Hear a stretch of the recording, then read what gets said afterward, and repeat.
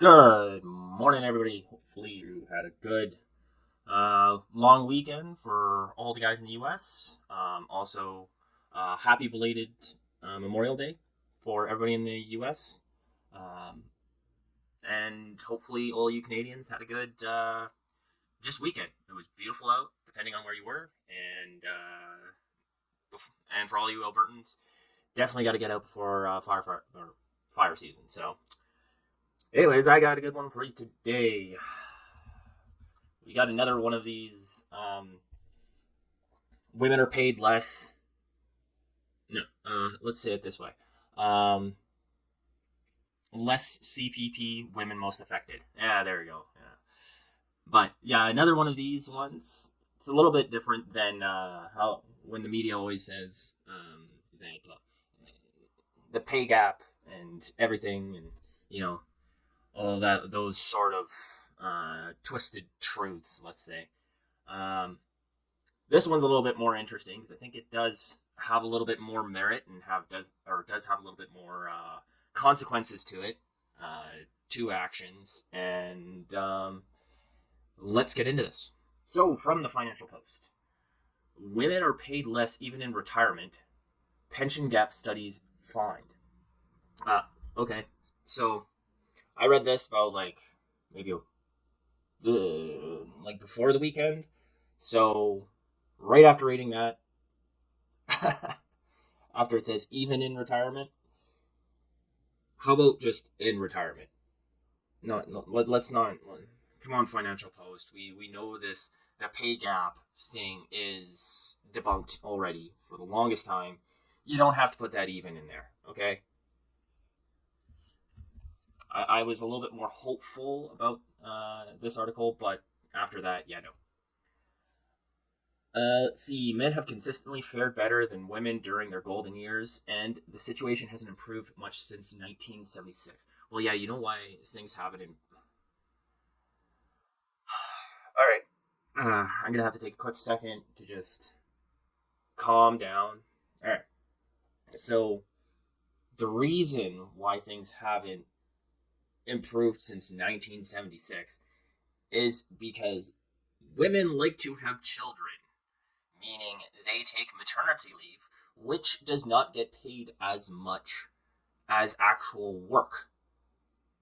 Women take more time off than men, just on average, which was shown on the study they did for the pay gap or whatever study. They showed that women take more time off, so that means even if you get paid for that time off, you're not going to be getting paid overtime like somebody who's actually working. And it shows men get paid more overtime, which means more money going into your CPP. And if you're not taking as much vacation, that means you're more likely to work overtime, which means more money in your CPP.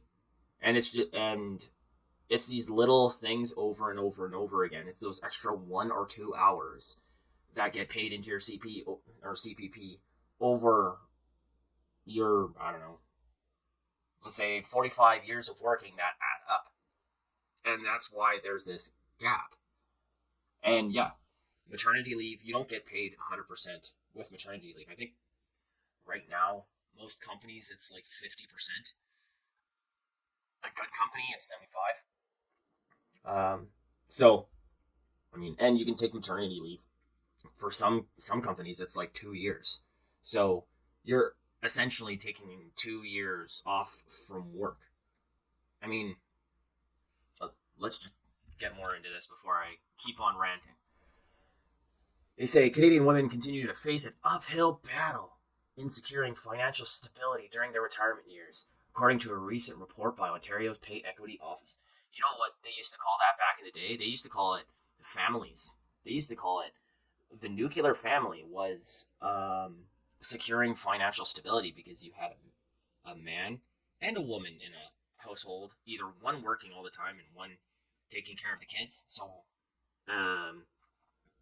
and or you had a dual income household, so it didn't matter because you'd have a massive savings, and then you'd in retirement you'd have the man CPP and the woman less CPP, but it just is what it is. It didn't matter. You don't really see a lot of these old couples coming out and whining and complaining that they don't get enough pension from the government. You see a lot of these like single people. They say the research report titled "Understanding the Gender Pension Gap in Canada" found that men have consistently fared better than women during their golden years, and the situation hasn't improved since 1976. In fact, it's gotten worse, as measured in gender pension gap. Let's see. Why would that be? How about the increase in probably single mothers, increase in government, government programs. So if you're a single mother and you can't work as long, and you go on a government program to supplement your income, you're not going to be getting as or contributing as much into your CPP as you would if you were just normally working. You know how you can, like, I know for some there are some serious situations where you can't be with uh like with your husband, yada yada, or if your husband passed away, stuff like that. Like, those people are not the people I'm talking about. Like, this is, I'm gonna assume, is one of the reasons. Like, but if you're a divorcee just and a single mom just because you want to be, and there wasn't any significant issues, and there's an increase in that, then that's why this is happening. And you have to take the consequences with thy actions when that happens. And these are the consequences. You don't produce enough into your CPP because you don't have that time.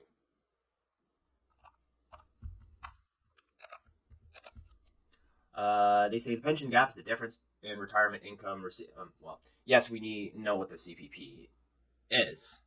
So it says the gender pension gap was 15% in 1976. Now it's 17%.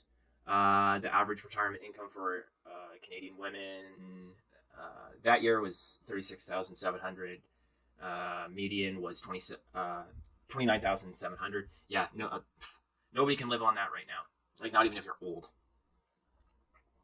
Maybe if you own your own house, that if you skimp on some meals, that might be possible.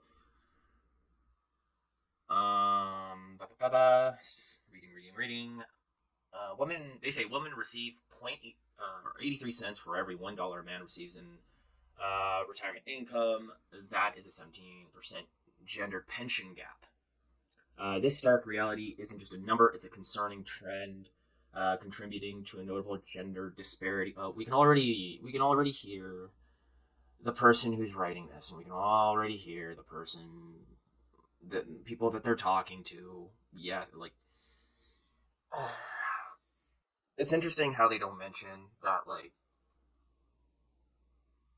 yes, sure, like, men don't have to take maternity leave, like, and all of, so they don't get, or so they get to work all of these hours, but they don't actually list the issues on why this is actually happening. Hopefully they do later.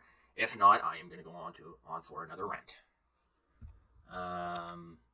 According to the report, approximately 200,000 more women than men over the age of 65 are living below Canada's low-income threshold in 2020. Now, that is an issue. The issue I sort of have with that statistic right there is they don't say whether or not they're a couple. Like, is it are as a family, as like a man and a woman that are living together, how it's supposed to be, that are still married, right? Sure, is the woman getting less than the man's getting, but because they actually love each other and want to stay together for the rest of their lives, they're living really, really well. I know my grandparents, like, my grandma was a stay-at-home mom for her whole, well, pretty much her whole life. Same with mom, my other side. Like, the only thing my grandma really did was she owned her own company for, like, she owned her own small business, quote unquote, for like 3 years. But then my grandpa took care of her the rest of the time. So yeah, like this statistic right here, it doesn't say that these women are living alone. So I'm assuming they're probably taking it from these, like, people like my grandparents. So it didn't really matter that they were only getting just a tiny bit. They were probably getting less than 83 cents for every $1 my grandpa was getting. And it didn't matter to them because they were like, yeah, your grandpa took care of me the whole time. Your grandpa contributed to the CPP. I mean, and of course, I didn't work, so I don't get the CPP. It makes sense, right? So I'm assuming that's a portion of that 200,000. Uh, More women over the age of 65 are living below Canada's low income threshold. So, yeah, like I said, technically they're living below the low income threshold, but they're not. Their livelihoods right now are not below the threshold. They're thriving. Well, not thriving, but like they're doing well still. 21% of women who have incomes below the cutoff were above the age of 75. 51% higher than the portion of their male counterparts the same age. You know, if you're over 75, you're still in that range of, at least from what I've seen, of those years of where you stuck together with your husband, and you, like, so you're living in a dual household. So I gotta imagine they didn't just take 200,000 women or single over 65 old people, and 21% of those were like over 75, and they just lived alone for their whole lives. I'm assuming. The report points to a number of factors causing the gender pension gap, including childbearing and child rearing. Yeah, because these were old school women who that's what they did. That's how it was done. You didn't, back in those days, you just didn't throw your kids in daycare and were like, okay, back to work. The data showed that the employment rate for women increases with the age of their children, but never catches up to that of men. Well, yeah, it's compound interest, right? And back in the day, you didn't just have one kid. You had, like, boomers didn't just have one kid. They at least had two. Like, minimum was two. But most had, like, three or four. I don't really know any, like, over 65 people who only had one kid. I can't tell you one couple. And then, I can't really tell you, like, a couple of boomers that were, like, a power couple for their whole lives, right? Uh, the data shows employment rate of women increases. Employment rate of women increases with age of their children, but never catches up. Yeah, that's normal. In 2015, there are 21.3% gap between the employment rate of women, 69.5% versus men, 90.8% with children under the age of 6. Let me just read that again. Sorry, there is a.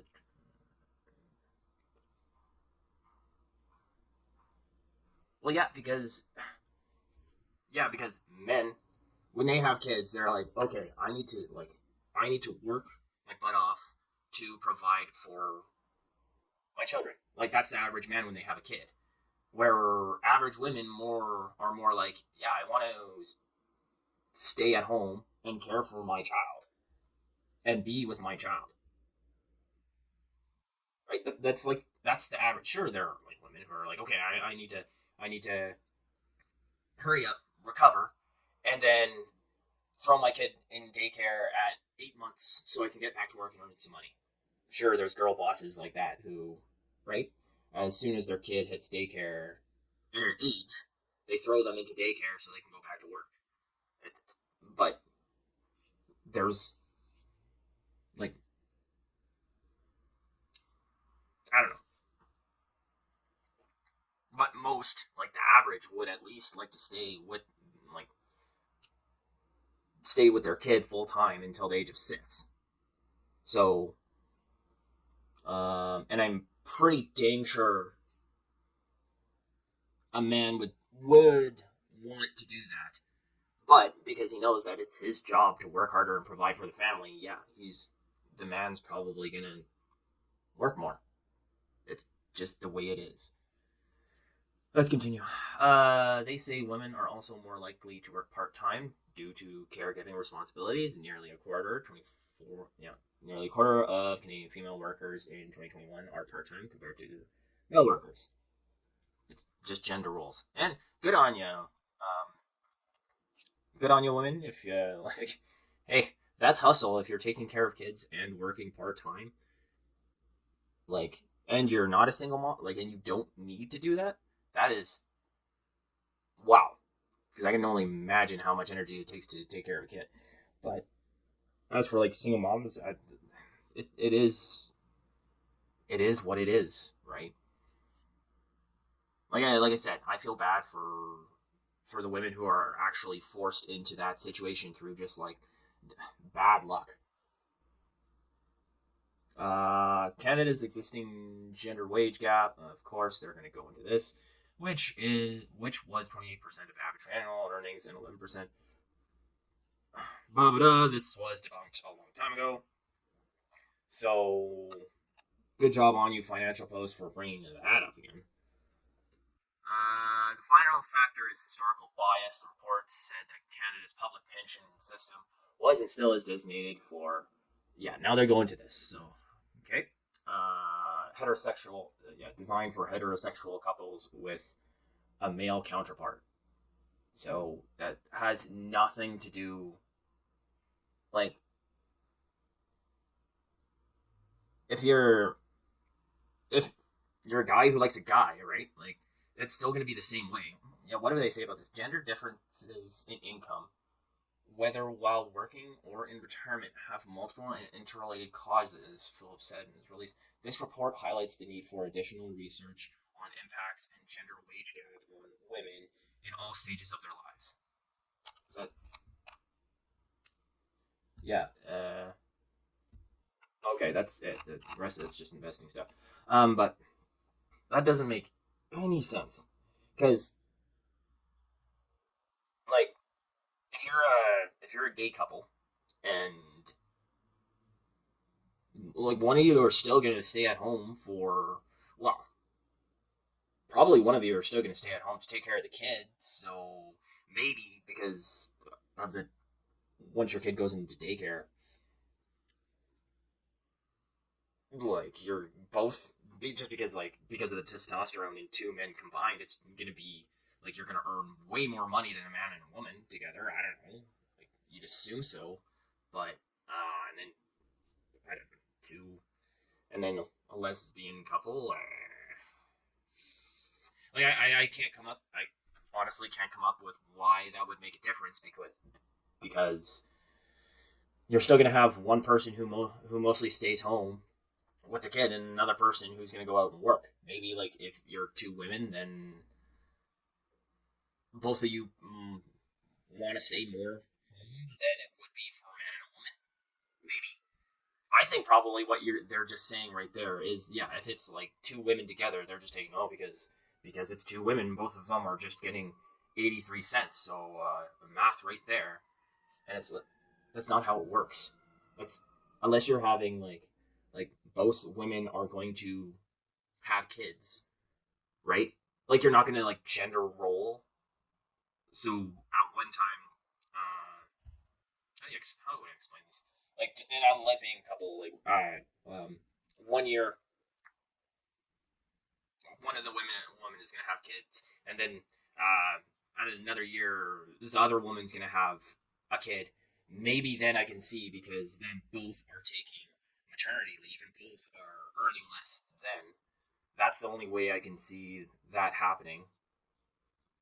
Plus, then I can see it, right? Then I can see that there's a quote unquote disparity, but it's their choice. They know, like, women know what comes with child rearing and um, raising a child. They know that they're going to have to take off time work. They know that they're not going to have a lot or be contributing into their CPP. Like, normal women know this happens and they accept it because their kids are more important and than contributing to their CPP. And hopefully most of them have a husband who's, yeah, like I said, 90% of men uh, don't take that time off. So hopefully they're still married and their man's like, oh, I gotta work late every night to provide for my family, and he's providing more into the CPP. Man, this whole this whole article reeks of like the gender wage gap thing and making a big deal out of nothing.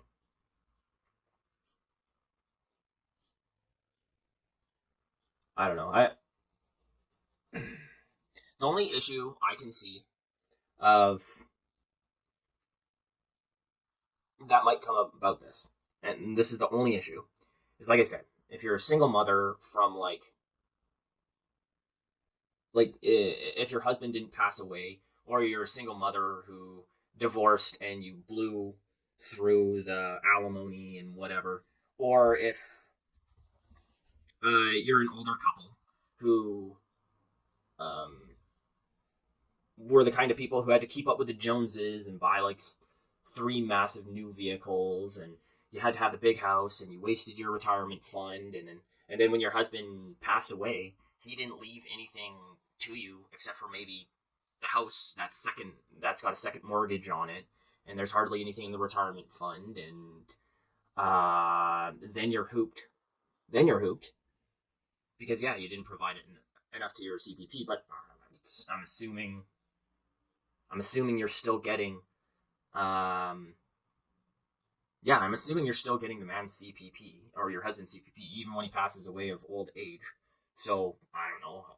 Like, anyways, I think in conclusion, I think this is more of a single mother and a non-dual household problem than anything else. That's the issue here, not like a monetary issue. We could solve this issue by not creating single parent households. And that's why the gap between that's why they're seeing the gap increase. Now, the other part of this is I think a lot with their statistics is they're like I said earlier is they're taking older people where the back in the day the mother didn't just throw them into daycare right away. They just right households had three kids, so that's 6 years of the mother's life spent with the kids rather than working, right? And that's just how things were done. So it is it's sort of it is what it is sort of thing, and I think that the Financial Post is blowing things out of proportion right now. So hey, let me know what you think think down below in the comments if you like this stuff. If you'd subscribe, that would be sweet. And I'll talk to you next time.